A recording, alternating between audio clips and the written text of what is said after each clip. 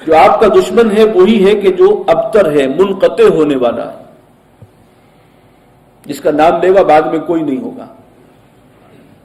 کیونکہ یہ طعنہ دیا جاتا تھا حضور صلی اللہ علیہ وسلم کو کہ آپ کی کوئی نرینہ اولاد نہیں ہے. عربوں میں تو یہ تھا کہ کسی نرینہ اولاد ہو، بیٹے ہوں تو ان سے نسل آگے چلے، نام آگے چلے گا، بعد میں بھی یاد رکھے جائیں گے. تو وہ طعنہ دیتے تھے کہ آپ تو منقطع ہو جائے گا آپ کا سلسلہ، نام آپ کا نہیں آگے چلے گا. تو فرمایا کہ یہ خود منقطع ہوں گے، ان کا نام، ان کی آئندہ نسلیں جو ہے ان کا نام زبان پہ نہیں لائیں گی. تو انہیں اللہ ذلیل و رسوا کرے گا، اور آپ کا ذکر وہ اللہ نے بلند فرمایا. سورۃ الکافرون. بسم اللہ الرحمن الرحیم. قل یا ایھا الکافرون، اے نبی کہہ دیجئے کہ اے کافرو، لا اعبد ما تعبدون، میں نہیں پوچھتا، میں نہیں بندگی کرتا ان کی جن کو تم پوچھتے ہو. ولا انتم عابدون ما اعبد، اور نہ تم پوجنے والے ہو اس کو کہ جس کو میں پوجتا ہوں. ولا انا عابد ما عبدتم، اور نہ میں پوجنے والا ہوں ان کو کہ جن کی تم بندگی کرتے ہو. ولا انتم عابدون ما اعبد، اور نہ تم آئندہ پوجنے والے ہوگے اس کو کہ جس کو میں پوجتا ہوں. لکم دینکم ولی دین، تمہارے لیے تمہارا راستہ ہے اور میرے لیے میرا راستہ. یہ اصل میں سورت جو ہے وہ اتمام حجت کا اظہار ہے کہ میں بات پہنچا چکا، حق ادا کر چکا ہوں، اور تم اگر نہیں آ رہے راہ راست پر تو پھر تمہارا رستہ علیحدہ ہے، میرا علیحدہ ہے. میں تو ہرگز نہیں پوچھ سکتا جن کو تم پوچھتے ہو، ظاہر بات ہے اس کا کوئی امکان نہیں. اور تم نے بھی اپنی ضد اور ڈٹائی سے ثابت کر دیا کہ تم بھی پوجنے والے نہیں ہو جس کو میں پوچھتا ہوں. تم بھی طے کر کے ادھار کھائے بیٹھے ہو کہ تم اس رب کی بندگی نہیں کرو گے. تو جاؤ پھر، جو رستہ تمہارا ہے اس پر جاؤ، میرا تمہارا کوئی تعلق نہیں ہے. یہ اصل میں اعلان بیزاری ہے. بعض لوگ اس کو رواداری کا کلمہ سمجھتے ہیں، لکم دینکم ولی دین. بھائی کوئی بات نہیں، آپ کا رستہ اور ہے، میرا اور ہے، تو اس سے کیا فرق ہوتا ہے؟ ہم اکٹھے چل سکتے ہیں، ہمارے درمیان جو ہے وہ محبت اور الفت پیدا ہو سکتی ہے. یہ بات نہیں، یہ پیغام اس کا نہیں ہے، بلکہ اعلان لا تعلق نہیں، اعلان بیزاری. سورۃ النصر. بسم اللہ الرحمن الرحیم. اذا جاء نصر اللہ والفتح،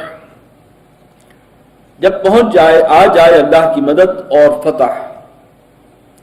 وَرَأَيْتَ النَّاسَ يَدْخُلُونَ فِي دِينِ اللَّهِ أَفْوَاجًا، اور اے نبی آپ دیکھیں لوگوں کو کہ وہ داخل ہوتے ہوئے انہیں دین میں فوج در فوج، جوق در جوق.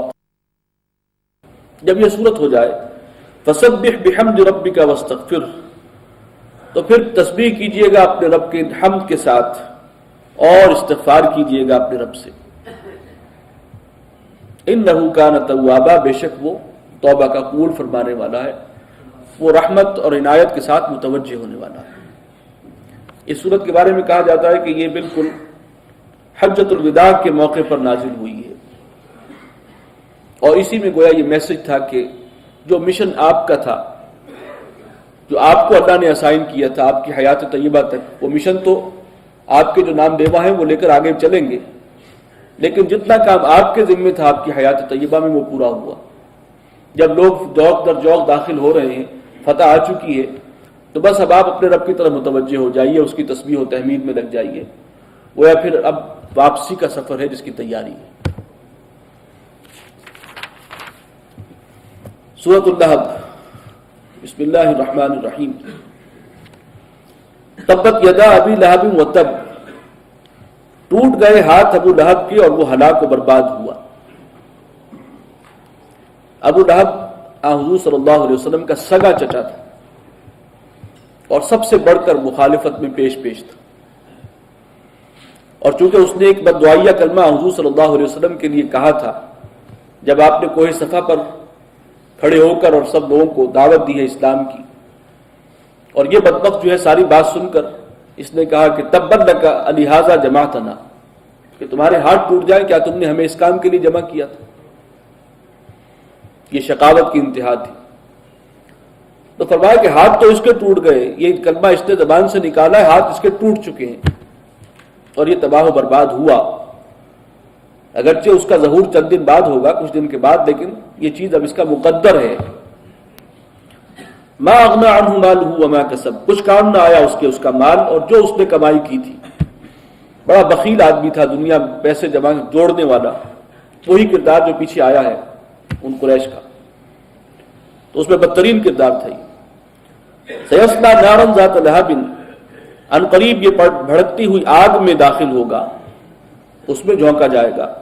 وامرأتہ، اور اس کی بیوی بھی، کیونکہ وہ بھی حضور صلی اللہ علیہ وسلم کی دشمنی میں اس سے 2 ہاتھ آگے تھی۔ بہت امیر کبیر خاندان تھا، یہ بہت دولت مند آدمی تھا، لیکن وہ بخالت میں بھی آگے تھی، حضور کی مخالفت میں بھی پیش تھی۔ خود جا کے جنگل سے کانٹے چن کر لاتی تھی اور آپ کے رستے میں بچھاتی تھی۔ گھر میں بھی ایندھن جلانے کے لیے لکڑیاں خود جا کر لاتی تھی جنگل سے، یہ اس کی بخالت تھی۔ حمالۃ الحطب، اس کی بیوی کے جو ایندھن ڈھوتی ہوگی، یا یہاں پر بھی دنیا میں بھی وہ لکڑیاں جو ہے وہ ڈھو کر لاتی تھی، وہاں بھی ایندھن ڈھوئے گی اور اپنے شوہر کے اس عذاب میں اضافہ کرے گی۔ فی جیدہا حبل من مسد، اس کی گردن میں ایک رسی ہوگی مونج کی، یا ایک ترجمہ کیا گیا کہ خوب بٹی ہوئی رسی۔ اس کا انجام بھی بہت حسرتناک ہوا تھا ابو لہب کا، کوئی ایسی بیماری اس کو لگی ہے کہ کوئی اس کے قریب نہیں آتا تھا، اور پھر اس کو جو ہے وہ مرا اسی حال میں، اور اس کو دور سے ہی دھکیل کر جو ہے وہ ایک گڑھے میں جو ہے ڈال کر دفن کیا گیا۔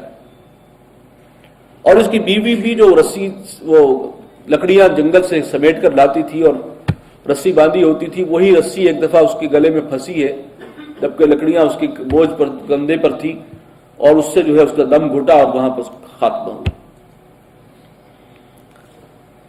سورۃ الاخلاص، بسم اللہ الرحمن الرحیم۔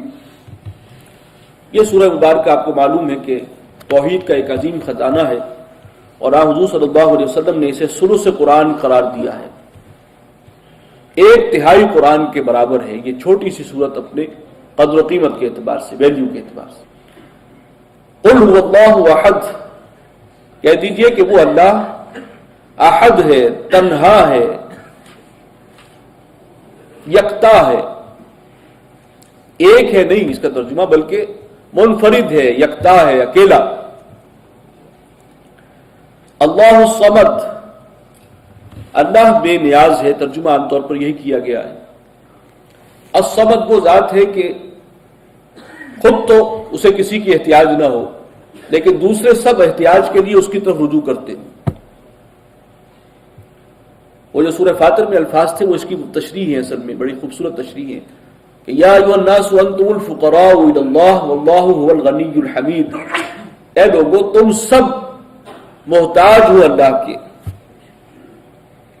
تمہاری زندگی جو ہے وہ اللہ کی مرہون منت ہے، وہ اگر توجہ ہٹا دے، وہ نہ چاہے تو ایک لمحہ تم اور نہیں زندہ رہ سکتے، تمہاری صحت اسی کی عطا ہے، تمہاری صلاحیتیں اسی کی دی ہوئی ہیں، رزق تمہیں وہ پہنچاتا ہے۔